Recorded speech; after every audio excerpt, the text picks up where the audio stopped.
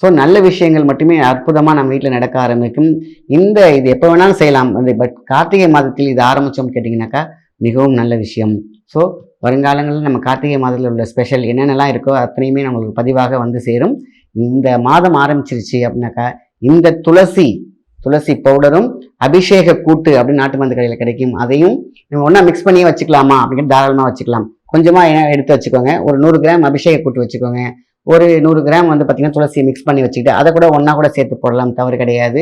இல்லை தனித்தனியாகவும் போடலாம். ஸோ இந்த விளக்கு ஏற்றும் பொழுது 2-3 நாளில் பார்த்தீங்கன்னா திருப்பி எல்லாத்தையும் அந்த பழைய பவுடர்லாம் உள்ளே இருக்கும், அதை எடுத்துட்டு நல்லா தொடச்சிட்டு அதுக்கப்புறம் எண்ணெயை ஊற்றி திருப்பி ஏற்றலாம். ஸோ 3 நாள் ஒரு தடவை நீங்கள் போட்டிங்கன்னா 3 நாள் வரைக்கும் நல்ல ஒரு எனர்ஜி இருக்கும்.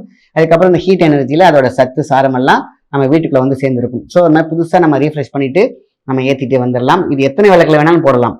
ஸோ ஒரு அற்புதமான ஒரு முக்கியமான ஒரு விஷயம் கேட்டிங்கனாக்கா நம்ம கிட்ட இருக்கக்கூடிய ஆன்மீக சக்தி பேரன்பாய் பேர் சக்தியாய் மிகப்பெரிய சக்தியாய் நம்மளோட வீட்டுக்கு நம்ம உயிர் வாழ்கிற கூட்டுக்கு வந்துச்சுனாக்கா என்றைக்குமே சந்தோஷம் நிறைந்திருக்கும்.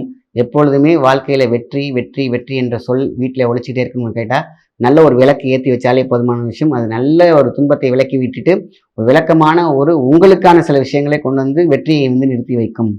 ஸோ இந்த கார்த்திகை மாதம் உங்களுக்கு நல்ல நல்ல விஷயங்களாக காதில் வந்து சேரட்டும். இறைவனை வேண்டிக் கொள்வோம்.